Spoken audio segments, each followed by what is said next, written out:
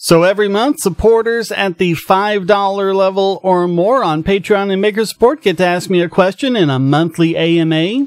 And so far no one's asked a question on Maker Support, so you can sign up and be the first one to do that. Maybe I could, do something a little special for the very first person to ask one on Maker Support. What do you think I should do? Give me some ideas in the comments. Give them a little incentive to go over to Maker Support. So anyway, there's 3 questions from Patreon, and the first one is Jason Maltz, who asks, who do you wish were president right now? They have to be alive. Oh, Jason, you know me so well, don't you? You know if you didn't put that last part in, I would have said Harry Brown. Have to be alive, huh? Okay, I guess I'm going to say Mary Ruwart, author of Healing Our World, which is now in its 4th edition. It's a really good book. I believe you can still get the 1st edition for free at her website if you sign up for her mailing list, ruwart.com. I'll see if I can find a link to that and put it down below. But yeah, I guess that would be the one I would say. Josh Havins asks, do you see any problems with a pure minarchist society? Is there any downside to a government that only exists to defend the liberty of its citizens? And you see, this, I keep saying this, anarcho-capitalists and minarchists keep butting heads when we really shouldn't. Because the government that only exists to defend the liberty of its citizens and doesn't initiate force, I'd say that's a good government and it's fine. An anarcho-capitalist would say, well, that's not a government at all. So we're just in a semantic argument here.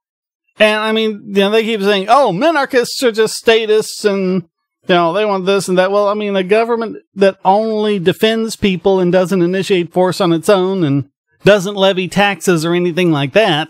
If you're not initiating force, then it's technically anarcho-capitalist. Even though I think most people would call that a government, even though anarcho-capitalists wouldn't, but they seem to be the odd people out on that. Words mean the way people use them. That's how language works. But they all talk about, oh, well, the minarchist government is going to grow into, this big monster, and that's the problem with minarchism. Well, a small government will tend to grow into a big government, but it does that because it really has too much power to begin with. It has the power to tax people by force to pay for these programs. It has a monopoly on violence, on police and military power in order to be able to enforce its edicts on the people. Because, really, that's the only reason for gun control. People don't understand this. Read the debates about the Second Amendment. The well-regulated militia was a double-edged sword. On the one hand, it was made up of the armed body of the people and could be called up by the government. On the other hand, they didn't want the government to be able to turn that well-regulated militia against the people. So, whatever force they had, whether it's a militia or a standing army or whatever, they wanted people to be able to defend that with force. So you need that. You need to be able to print money to pay for it if you can't, collect the taxation. If you don't have powers like that, if you don't have any kind of exclusivity in force, in military, in money creation or anything like that, then how are you going to expand your power? People always ask, what stops an anarcho-capitalist system from expanding power and becoming a big government? Well, that's it. It's not a monopoly. Government can only do that when it's a monopoly. So. And Pipsqueak asks, what is the worst function or branch of government in your opinion? For me, it's the legislative branch. Its only purpose is to expand the reach of the state.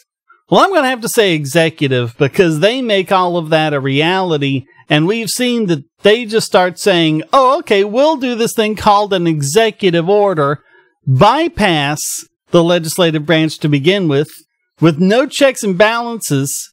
They can pass all these regulations with impunity and then do whatever they want. And it's rule of men, not the rule of law. And that's how we've seen everything go. And it's not just Trump that's doing it. Obama did it in spades. And so did George W. Bush. And so did Bill Clinton. And so did George H.W. Bush. And so did Ronald Reagan, etc., etc. In fact, one thing Bill Clinton, I remember saying, he said, oh, stroke of the pen, law of the land. Cool. No, Bill, not cool. There's supposed to be a process here. There's supposed to be checks and balances to be able to do this, to be able to say, hey, here's a new law that the people must encounter. You know, the press makes this big deal. Oh, the SEC, took over, this company and they're going to, prosecute the executives because they did all these horrible things and they violated all these SEC rules. Yeah, it might be the case that the ink on those rules isn't exactly dry. I mean, they can go after whoever they want. I mean, it's already the case where, they say you commit 3 federal felonies a day without even realizing it. And I mean, add to that the fact that they can just make up whatever they want and get you. And when they start whining around, we need more rules because people are doing these bad things and we can't stop them. No, they can stop them. They can stop them. They can get them. They can get Al Capone on tax evasion. They can get whoever they're talking about on something. There is something. And if there's nothing, they just make it up anyway. Pass an executive order, and there you go. So, yeah, it's the executive that, in my opinion, is the most dangerous and the scariest. So, all right, thanks to everyone who asked questions. Thanks to everyone who supported. And thank you for watching it. We'll be back next month to see what supporters asked in the month of July. Until then, stay strong and be free.